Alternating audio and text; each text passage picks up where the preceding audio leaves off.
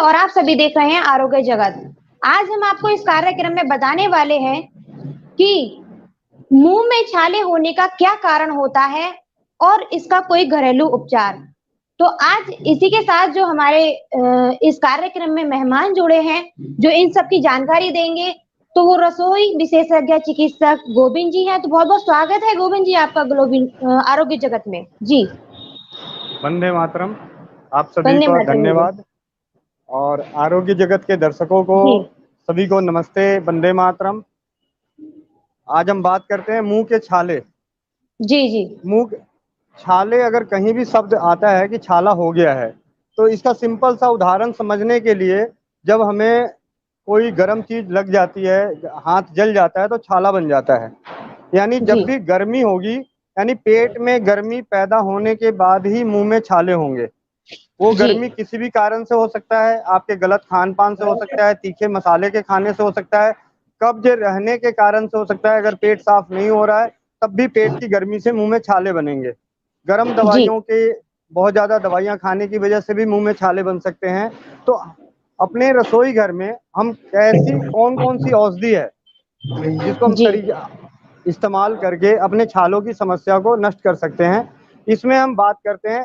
एक तो काढ़े के रूप में, कि काढ़े के रूप में हम जी किन किन औषधियों का सेवन करके अपने छाले को दूर कर सकते हैं।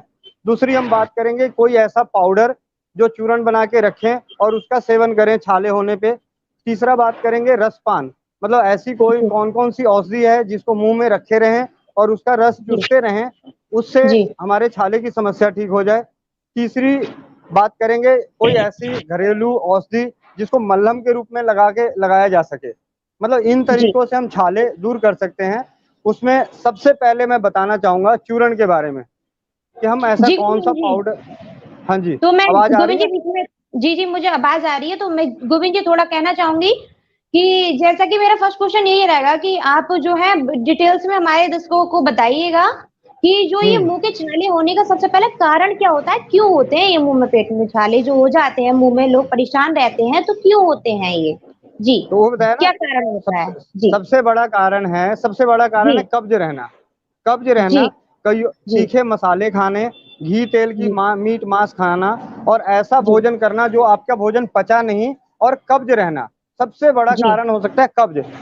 और मिर्च मसाले खाने से तो होते ही होते हैं, लेकिन सबसे बड़ा जी कारण है कब्ज और गर्म औषधियों का सेवन करने से। मतलब पेट में जब गर्मी पैदा होगी तभी छाले होंगे। अभी जैसे जी बताया कि जी जब हमारा हाथ पे गर्म पानी गिरेगा तभी वो छाला बनता है। जी तो मतलब सिंपल कारण है पेट में गर्मी होना या गर्म चीजें खाना। हाँ ना, जी बिल्कुल। ठीक है। ओके जी अब हम बात करते हैं कि हम रसोई घर के किन औषधियों का पाउडर बना के रख सकते हैं और छाला जी होने पे या पेट में गर्मी होने पे उसका सेवन करें। उनमें जी है आंवला पाउडर, सौंफ का पाउडर, छोटी इलायची और मिश्री। जी आंवला पाउडर जो लेना है और मिश्री लेना है, ये दोनों बराबर लेना है। सौंफ का पाउडर जो है आंवले के पाउडर का आधा, और छोटी इलायची सौंफ के पाउडर का चौथाई। मतलब जी अगर आपने 50 ग्राम आपने आंवला पाउडर लिया तो आपको 50 ग्राम ही मिश्री लेना है। ठीक है। 25 ग्राम आपको सौंफ लेना है और उसका चौथाई हिस्सा छोटी इलायची लेना है। जी मतलब मिश्री और आंवला बराबर, आधा सौंफ और छोटी इलायची उसका चौथा हिस्सा। इसको जी पाउडर बना के रखें। इसमें से एक एक चम्मच मुंह में रख के फंकी ले लें, सादे पानी से, गुनगुने पानी से, दूध से, जैसे भी इच्छा करे उसको लेके, या उसे मुंह में रख के चूसते रहें। एक जी पाउडर बना के रख सकते हैं। काढ़े के रूप में हम कौन कौन सी चीजों का इस्तेमाल कर सकते हैं जिसको काढ़ा करते हैं, क्योंकि छाले के बारे में कहा जाता है कि हम जितना ज्यादा इसकी सिकाई करें, सिकाई, उतनी जल्दी आराम मिलेगा। तो सिकाई तो काढ़े के रूप से ही हो सकता है। अब बार बार अंदर छाले हो रखे हैं, आप किसी चीज से अंदर डाल के उसको सिकाई नहीं कर सकते, लेकिन कुल्ला बिल्कुल, करके उसको मुंह उससे में सिकाई कुल्ला हो करके सकती उसकी है। सिकाई कर सकते हैं। तो उसके बिल्कुल लिए अपने आस पास में जो उपलब्ध है, आयुर्वेद में हरड़ है, हरड़ के पाउडर को पानी में उबालें, उस पानी से कुल्ला करें, मतलब काढ़े से बना के। सौंठ और कायफल, एक कायफल औषधि आती है, सौंठ और कायफल दोनों बराबर मात्रा में। अब यहाँ पे काढ़ा बनाने के लिए कोई कम ज्यादा हो जाए क्वांटिटी, कोई फर्क नहीं पड़ता। ठीक है। जी एक दो लहसुन की कली को कूट के 1 गिलास पानी में उबाल लेना चाहिए।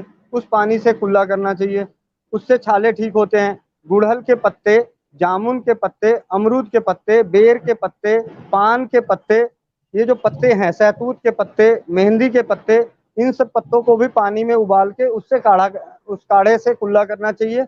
उससे भी हमारा मुंह के छाले ठीक होते हैं।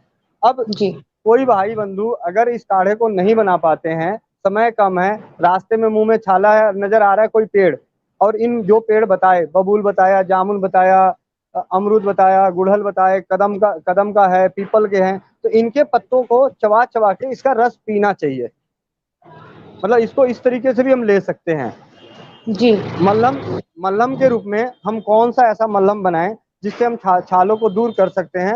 उसके लिए जी लहसुन को पीस के घी में मिला के, लहसुन और घी का मल्हम बना के उसको लगा के उसकी लार को बाहर गिराना है। मल्हम जो जी भी बनेगा, उसका जब मल्हम लगाने के बाद जो लार बनेगा, उस लार को बाहर की बाहर तरफ गिराना निकालने है, हैं। बाहर जी की जी तरफ निकालना है। उसमें है जी लहसुन, घी, रसौत और शहद, नीम के पत्ते की चटनी घी में बनाकर, घी में मतलब नीम के हम्म पत्ते की जो चटनी बनानी है वो घी में बनानी है। जी ठीक है। शहद, बार बार शहद लगाने से भी छाले ठीक होते हैं, लेकिन जो शहद लगा के जो लार बन रहा है वो भी लार बाहर ही गिराना है, अंदर नहीं जाना है। अब हम बात करते हैं रसपान। क्या कौन कौन सी चीजें हम मुंह में रख के उसको चूसते हुए अपने छालों को हम्म दूर कर सकते हैं। रसोई घर हम्म में धनिया, जीरा, सौंफ, तीन हम्म सबसे आसान है। इनको मुंह में रखें, इसको आप जी आराम से मुंह में रख के चूसते रहें और उसका रस जी पी जाएं। जी उसके अलावा छोटी इलायची और लौंग, इनको मुंह में रख के चूसना चाहिए। मुलेठी को मुंह में जी रख के चूसना चाहिए। हम्म अब एक चीज और हम जी अगर कर सकते हैं, किसी को भी छाला होता है, मैं उन सभी को कहूंगा कि आप 50 ग्राम धनिया लें, 2 लीटर पानी में डाल के उबाल के उस पानी को रखें और उस पानी को ही पिएं और उस पानी से ही कुल्ला करें। ये सबसे सरल है। अगर घर जी में है, बाहर में है, जेब में थोड़ी सी धनिया, जीरा, सौंफ जो भी है अपनी जेब में रखें, मुंह में रख के उसको चूसते रहें। इस तरीके से हम जी छालों को दूर कर सकते हैं। अगर आपका छाला किसी बीमारी के कारण आया है तो आपको थोड़े से लंबे समय तक, मतलब कब्ज को भी दूर करना है। कब्जियत को दूर करने के लिए अपने रसोई घर में जो सबसे फेमस है त्रिफला, त्रिफला का पाउडर आप रोज रात को सोने से पहले 1 से 2 चम्मच अपनी उम्र और प्रकृति को देखते हुए आप उसे लें। जी छोटे बच्चे हैं, छोटे बच्चे त्रिफला का सेवन नहीं कर सकते, तो उनको भीगे हुए किशमिश खिलाएं, भीगे हुए मुनक्के खिलाएं। जी ठीक है। एक जी एक और बहुत ही अच्छा हमारी दादी नानी बनाती थी कि 50-60 दाने धनिया के, साबुत धनिया होता है, 50-60 दाने, उसको जी 1-2 चम्मच सरसों के तेल में पका लीजिए।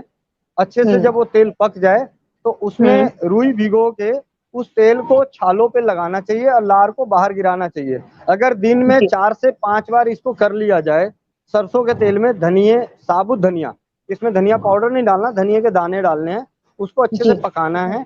पकाने के बाद हम्म उस तेल को रुई के सहारे छालों पे लगा के लार को बाहर गिरने दें और धनिए का काढ़ा बना के पिएं। धनिया, उबला हुआ धनिए का पानी बना के पिएं।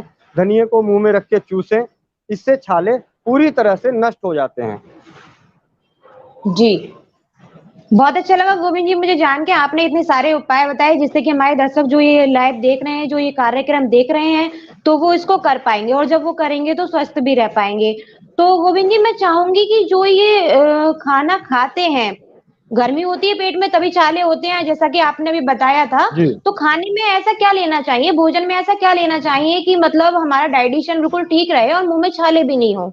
जी देखिए गुड़िया, ये तो सिंपल साधारण सी बात है। एक जी परिवार है और एक परिवार में 5 जने हैं, जी पांचों की प्रकृति अलग होती है। भोजन तो वही बनेगा, हर किसी के लिए अलग कढ़ाई में नहीं बनेगा। हमें जी जी खुद बिल्कुल देखना बिल्कुल। है, हमें खुद हम्म देखना है कि हम कितना खाएं।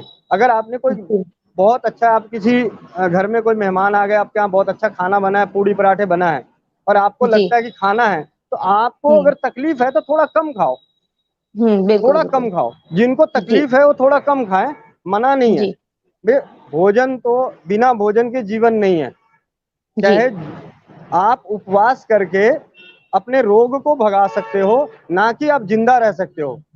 कोई भी बिल्कुल इंसान उपवास करके 1 महीना, 2 महीना, 6 महीने उपवास करके, 7 महीने उपवास करके, साल भर उपवास करके, अंत में उसका अंत हो जाना है। बिल्कुल। जिंदा रहने के लिए भोजन करना बहुत जरूरी है। तो भोजन को पहचानना है, आपको अपने हिसाब से पहचानना पड़ेगा। जैसे मेरे घर में, अब कल रात की बात है, मैं आपको उदाहरण के तौर पे बताता हूँ। कल रात को मैं घर जी। पहुंचा, मेरे घर में जी। कुछ मिठाइयाँ पड़ी थी, कहीं से आया था, तो हम्म। मैंने वो मिठाई 4 मिठाई हम्म। खा ली। उसके बाद मेरी रोटी जी। सब्जी मुझे दिया गया खाने को, तो मेरी हम्म। इच्छा कम हुई, तो मैंने जानबूझ के जो 4 रोटी की जगह मैंने 2 रोटी खाया, क्योंकि मुझे बिल्कुल। पता था कि अगर मैं उसको पूरा खाऊंगा तो मुझे दिक्कत हो जाएगी। तो बिल्कुल। हमें अपने आप को पहचानना पड़ेगा, हमें अपने जी। भोजन को पहचानना पड़ेगा, अपनी रुचि को पहचानना पड़ेगा। मैं किसी को मना नहीं, मैं मिर्च नहीं खा सकता, मेरे को मिर्च बर्दाश्त नहीं है, लेकिन अगर मैं जी। आपके घर में आऊंगा, आपको तो मुझे मालूम नहीं कि आप मुझे मिर्ची, तो आपने मिर्ची की चीज दी, तो मैं उसको जी। अपने हिसाब से थोड़ा बहुत खाऊंगा। और खाने के बाद अगर मुझे लगेगा कि दिक्कत हो रही है, तो मिर्ची के कष्ट को दूर करने के लिए मैं कुछ न कुछ अपने, जो हमारा ये है, धनिया है, सौंफ है, जीरा है, उन सब चीजों का जी। सेवन कर लेंगे, वो बिल्कुल। कभी कभार के लिए। जी। जी। मतलब हमें बिल्कुल। बिल्कुल। जीवन इसी तरीके से जीना है। देखिए, बहुत ज्यादा अपने आप को बॉन्ड करके जीवन जीना, ये बहुत ही मुश्किल है, और ये सबसे ज्यादा खतरनाक है। जी। फाउंडेशन में नहीं जीना, शेर बन के जीना है, शेर बन के। जी। जी। ओके गोविंद जी, मुझे बहुत अच्छा लगा मेरे सारे सवालों का जवाब जान के। तो मैं चाहूंगी कि जो हमारे ये दर्शक कार्यक्रम देख रहे हैं उनके लिए कोई आपका आखिरी संदेश जो हमारे दर्शकों के लिए पहुंचाना चाहते हो आप। जी गोविंद हर जी। बार की हर बार की बात ही यही एक संदेश होगा कि अपने जीवन में भाई राजीव दीक्षित जी के व्याख्यानों को सुने, अपनी परंपराओं की ओर लौटें, अपने रसोई घर के जो किचन है उसको रसोई घर बनाएं, उस रसोई घर की में अपने रसोई घर की औषधियों को रखें, और उनके बारे में जानें कि कहाँ कहाँ काम आता है, कब आपातकालीन परिस्थितियों में कौन सी औषधि आपके काम आ जाए, उसका ज्ञान व्यक्तिगत तौर पे लें, उसका मतलब करें। और आप जानना चाहते हैं कि किस तरीके से हम रसोई घर से स्वस्थ हो रहे हैं, उसके कुछ हम्म। अनुभव आरोग्य जगत के टेस्टिमोनियल है, स्वस्थ समृद्ध परिवार पे है, यूट्यूब चैनल पे है, वहाँ पे बहुत सारे लोग हैं। राजीव भाई के जी। व्याख्यानों को सुने, अपने रसोई घर के, मैं कहता हूँ एक परिवार में 5 जने हैं, मैं कह रहा हूँ जी। 5 जनों की ड्यूटी लगा लो। आप 5 जनों अपनी अपनी जिम्मेवारी समझ लो कि आपको जीरे के बारे में जानना है, आपको मेथी के बारे में जानना है, आपको फिटगिरी के बारे में जानना है, आपको अजवाइन के बारे में जानना है, ये 5 औषधियाँ, सोंठ के बारे में जानना है। तो आप ना 5 औषधियों का ज्ञान लेके पूरा परिवार स्वस्थ रह सकते हैं, क्योंकि मुझे मालूम है, क्योंकि मैंने जब पढ़ा है, तो ऐसी कोई तकलीफ नहीं, ऐसी कोई रोग नहीं जहाँ पे इन औषधियों का उपयोग नहीं है। तो इसलिए मैं विनती यही करूंगा कि अपने रसोई घर की औषधियों के गुण धर्म को जानें, उसके उपयोग को जानें, और अपने जीवन में उसका उपयोग करें। अपने परिवार को स्वस्थ बनाएं, समृद्ध बनाएं, समाज को स्वस्थ बनाएं, समृद्ध बनाएं, अपने अनुभवों को लोगों से शेयर करें। आरोग्य जगत में जो भी ज्ञान आ रहा है उसको सुनकर अमल करें, और अमल करने के बाद अपना अनुभव आरोग्य जगत पे शेयर करें। ठीक है। ओके गोविंद जी, मुझे बहुत अच्छा लगा मेरे सारे सवालों का जवाब जान के। इसी के साथ विदा लेते हैं। Thank you Govind ji. जी, वंदे मातरम।